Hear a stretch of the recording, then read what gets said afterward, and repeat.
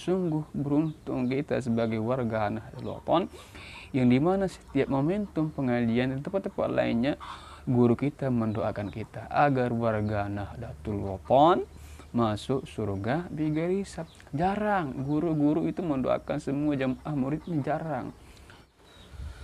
Assalamualaikum warahmatullahi wabarakatuh. Alhamdulillahi rabbil alamin. Wassalatu wassalamu ala asrafil mursalin Sayyidina Muhammadin wa ala alihi wa sahbihi ajma'in. Allahumma salli ala Sayyidina Muhammad wa ala ali Sayyidina Muhammad. Jumpa lagi sahabatku bersama saya di channel kita yang keren ini. Nah sahabatku, pada video kali ini kita ingin membicarakan jamaah Nahdlatul Wathon yang menganggap dirinya Nahdlatul Wathon tapi dia tidak merealisasikannya dengan apa yang dianggapnya. Dia hanya mengatakan saya kan sudah NW, saya orang NW, tapi di hatinya saja. Namun dia tidak merealisasikannya dengan perbuatannya, mencerminkan dia sebagai warga Nahdlatul Wathon.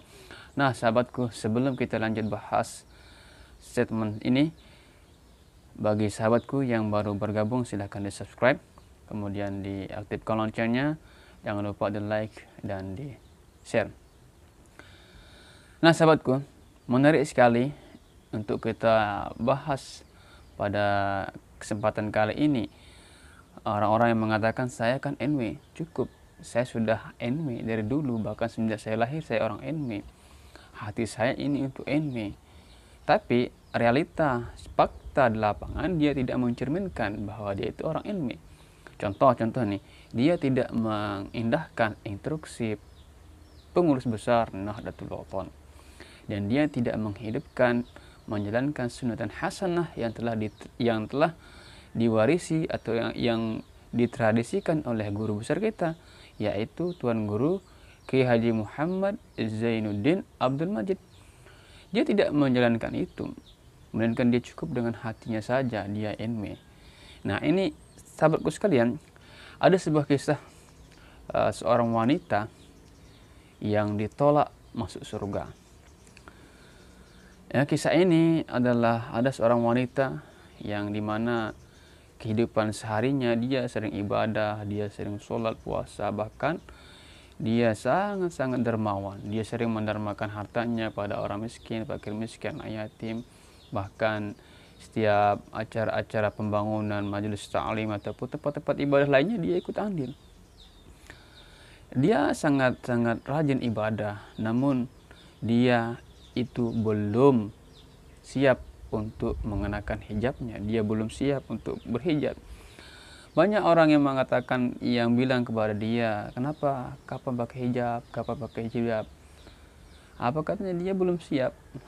Hati saya, cukup hati saya saja yang berhijab, katanya. Singkat cerita, singkat kisah ini teman-temanku sekalian, ada suatu momentum pada suatu malam ini, wanita ini dia mimpi. Di dalam mimpinya dia berada di tempat taman yang sangat indah dengan bunga-bunga yang semerbak wangi, yang dimana tempat itu juga ada sekelompok wanita-wanita yang bersamanya di taman itu. Lalu wanita ini bertanya, wahai saudariku, apakah ini surga? Jawab wanita lain itu, tentu saja bukan saudariku, ini adalah taman penantian kita untuk masuk surga. Tempat menanti sebelum dia masuk surga, sebelum masuk surga dia ada tempat penantian, katanya kisah ini. Di sana lalu dia melihat ada pintu mulai terbuka, pintu surga dari kejauhan dia mulai terbuka. Wanita yang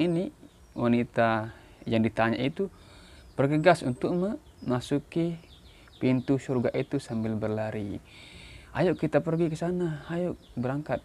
Akhirnya ini wanita-wanita yang ditanya itu, dia bergegas untuk memasuki pintu surga tersebut. Sedangkan wanita ini, yang satu ini, wanita yang bertanya ini, dia tidak bisa mengikuti, mengejar wanita-wanita yang lain itu untuk masuk ke pintu itu, masuk ke surga itu. Akhirnya sambil teriak dia mengatakan, wahai saudariku, amalan apa yang kamu lakukan sehingga membuat kamu seperti itu? Dia menjawab, saudariku, sama seperti apa yang kamu amalkan. Sama seperti apa yang kamu amalkan. Kamu kerjakan sholat, puasa, bahkan sedekah sunnahnya, kamu sama seperti kamu. Singkat cerita, lalu amal apa yang membuat yang belum aku kerjakan, katanya ini wanita ini. Coba lihat perbandingan antara aku dan kamu, katanya. Apakah ada perbedaannya? Jadi surga itu tidak bisa menerima kamu sebelum kamu menutup auratmu. Jadi surga itu tidak menerima orang-orang yang membuka aurat. Cukuplah saat ini hatimu yang sudah masuk surga, tidak fisikmu. Akhirnya wanita ini terbangun dari mimpinya dan menangis dan bertobat. Nah temanku sekalian, dari kisah ini kita bisa kesimpulkan bahwa kita mengaku murid Maulana Syekh Tuan Guru Haji Muhammad Zain Abdul Majid. Kita mengaku organisasi kita adalah Nahdlatul Wathon, namun kita tidak mengakui menjalankan roda-roda perjuangan organisasi Nahdlatul Wathon. Kita tidak mengakui menjalankan, bahkan meneruskan tradisi-tradisi Al-Maghfurullah Maulana Syekh Tuan Guru Haji Muhammad Zainuddin Abdul Majid. Jadi apakah kita ingin berharap nanti di surga bersama guru kita? Kan jawaban seperti itu. Nah, bukankah guru besar kita, Tuan Guru Haji Muhammad Zain Abdul Majid, selalu berdoa setiap pengajian beliau agar organ Nahdlatul Wathon masuk surga bi ghairi hisab. Masuk surga bi ghairi hisab. Kita ini didoakan saudara-saudaraku sekalian oleh guru besar kita.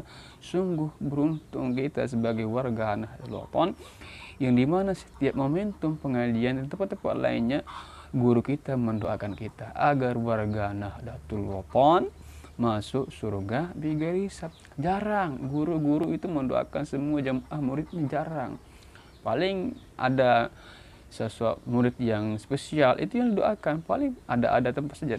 Tapi ini guru kita tidak memandang siapapun dia, mau dia kecil, mau besar, mau dia pintar, mau dia bodoh, mau dia sebagainya, apakah dia kaya atau miskin, tidak memandang itu. Selama kita warga Nahdlatul Wathon, didoakan oleh Al-Maghfurullah Maulana Syekh agar masuk surga bi ghairi hisab. Dan mudah-mudahan kita semua doa ini Allah kabulkan untuk kita semua. Jadi itu jawabannya teman-teman. Jadi hati kita cukuplah nanti di surga bersama manusia, tidak sama badan kita ini, hati kita saja. Karena apa? Karena hati kita yang ingin kita mengaku Maulana Syekh tapi tidak mempraktikkan apa yang digariskan oleh Al-Maghfurullah Maulana Syekh Tuan Guru Haji Muhammad Zainuddin Abdul Majid. Nah saudaraku, sekarang tinggal kita sadari semua. Jadi ini saja yang dapat saya sampaikan. Semoga bermanfaat. Dengan kisah ini kita bisa flashback kembali apa kekurangan kita, dan semoga kita semua berada di dalam satu barisan, yaitu barisan Nahdlatul Wathon. Sekian, wallahul muwaffiq wal hadi ila sabil rasyad. Wassalamualaikum warahmatullahi wabarakatuh.